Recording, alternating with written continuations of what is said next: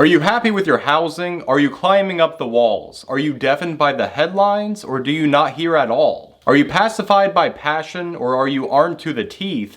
Do you beg for the truth, or are you shackled by the keys? That was an excerpt from the new Gorillaz album, The Mountain. It's my understanding that Gorillaz typically does not really have a whole lot of political undertones to their music, but this album is a little different. And as you guys know, here on Research Reality, we review protest music, highlighting the lyrics to see how they relate to this culture of resistance. So if you guys want to help support the protest music, getting this shit out to the masses, hey, like and subscribe if you like the vibe. Check out the Patreon if you want to support the channel. And yeah, so starting off with the first track that pertains to that culture, we have the song The Happy Dictator. The dictator that corrals the minds of those engulfed by shadow, the downtrodden, the brokenhearted that are filled with rage. Kind of reminds me of Eisenhower and how he was a really big supporter of things like the New Deal, just programs for the less fortunate, because he witnessed firsthand what happens when a society can be persuaded by a charismatic dictator who preys on those exact vulnerabilities, and that can lead them to conduct some real heinous shit. Kind of like how the rest of the song goes, where the dictator is welcoming people into a world of fiction. He brings them comfort, ensuring that they are loved, and that they will be saved from ever hearing bad news, that the palaces in your mind will be bright, and that you will be spared from ever having to confront a conflicting viewpoint. And this mental comfort, this mental palace, will ensure that your life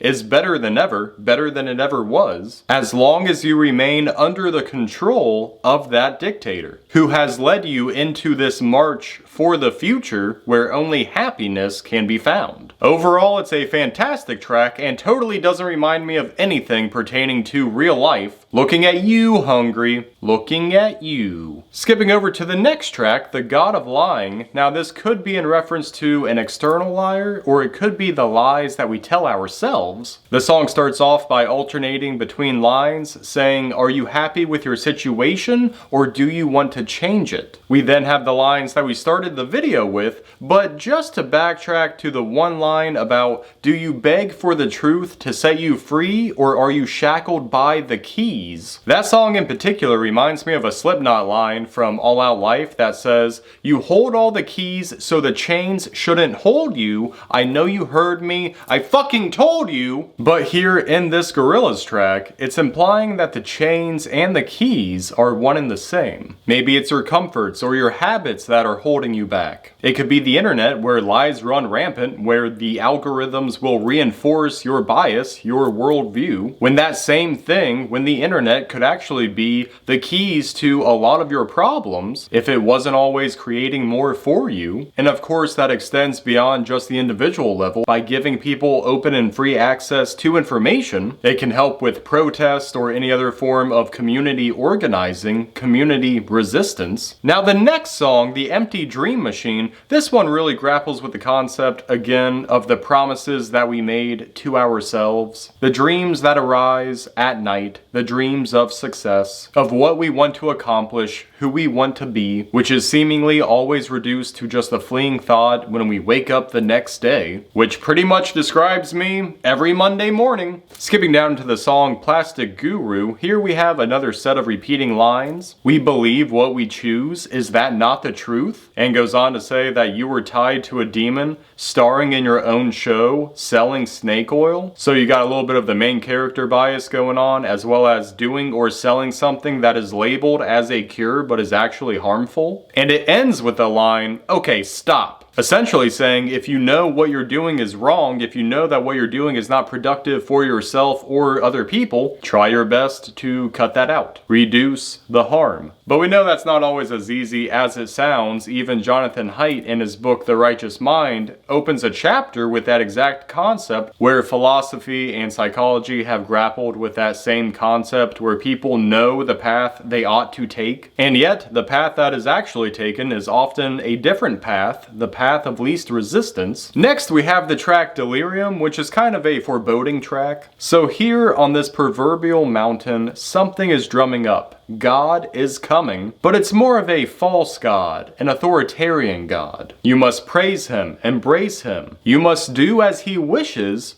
or he will come for you. This must be that Happy Dictator from earlier who's now not so happy, or at least he's not if you don't worship him properly. Hashtag Kim Jong-un. But if you don't believe in him, the narrator says, then open the door and let me in. Which is a very interesting line, especially considering the lines that follow it, where I think it's a commentary on the younger generations, those who might be hanging out in a chat room. Maybe they have a broken wing or a trauma that they're trying to heal from, or maybe they're just looking for inspiration in general, a direction in life. Because there are so many people in this world who have been hurt, who are broken, and who are just looking for someone to follow and give them guidance. And that's how you create a cult. That's how you get people sucked up in political movements. And later in the song, the alarm bells are ringing, the mountain is on fire, and the narrator is calling out once again, calling out for those who are waiting in the darkness, waiting with weapons in hand,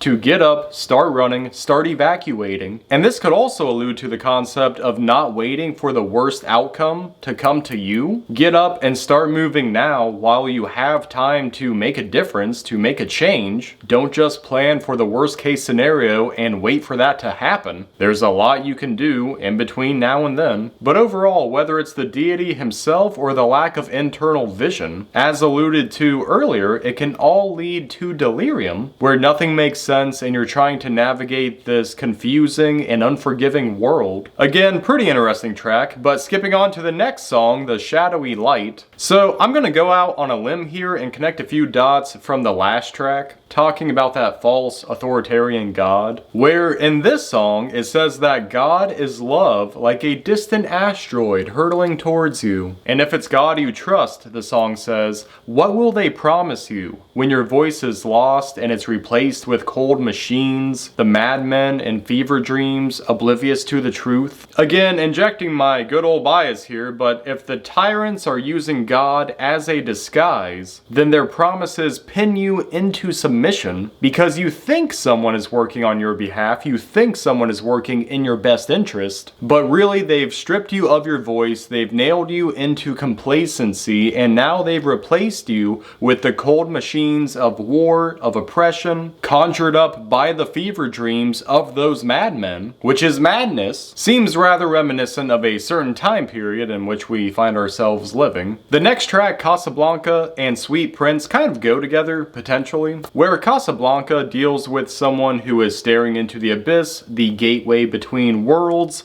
and they're kind of contemplating removing themselves from this world. But the song Sweet Prince is trying to talk them out of that mindset, saying that there are stars far away that you might reach somehow. There are scars that will never heal, so why pretend like they've gone away? Which I think is an excellent set of lines, really. But lastly, we have the final track, The Sad God. So with that perspective, he's looking over his children, he's looking at what he's given them and how they've used those tools. Saying that I gave you dreams and you wrote a story. I gave you white sails and you reached the sun. I gave you atoms and you built a bomb. And because of that, everything is gone, no more prayers or reaching into space, and now only screens show your face. And there's another verse later on that says that you do well when you think well, and how you need to mean well when you bring hell or are going through hell. What the hell? Basically, keep your mind straight and remember your intentions even when you're struggling. And lastly, we have another set of lines that, again, talking about God. The master remain neutral should be the answer when they ask you of my advantage. The paradise you were handed like a pair of dice, and I'm living with unlimited terabytes of data, presumably. But I think it's interesting just how, again, the master remained neutral despite having terabytes of data, knowing everything, being omnipresent, and having that quote-unquote advantage. But really, we have that same advantage, again, with things like the internet, the things that are actually our keys, but they become our chains, and how we were handed this paradise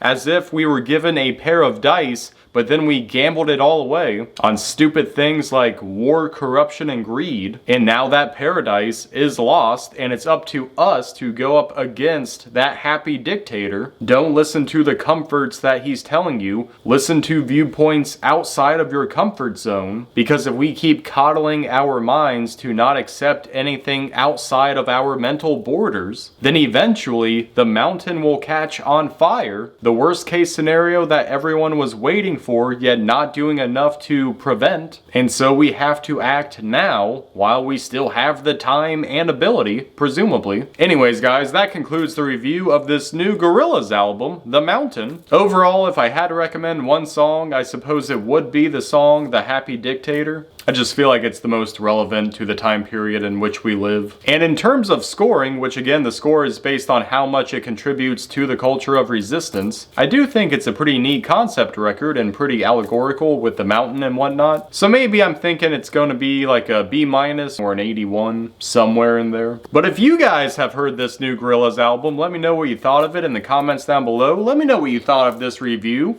And of course, if you guys need any more protest music, definitely hit up the channel. We have plenty of reviews from plenty of artists, all saying the same thing, all sharing a similar message to this one right here. And if you guys want to help support protest music, definitely like and subscribe if you like the vibe, and check out the Patreon if you want to support the channel further. And until the next one, guys, stay well, stay safe, stay informed, and we will see you on the next one. Later.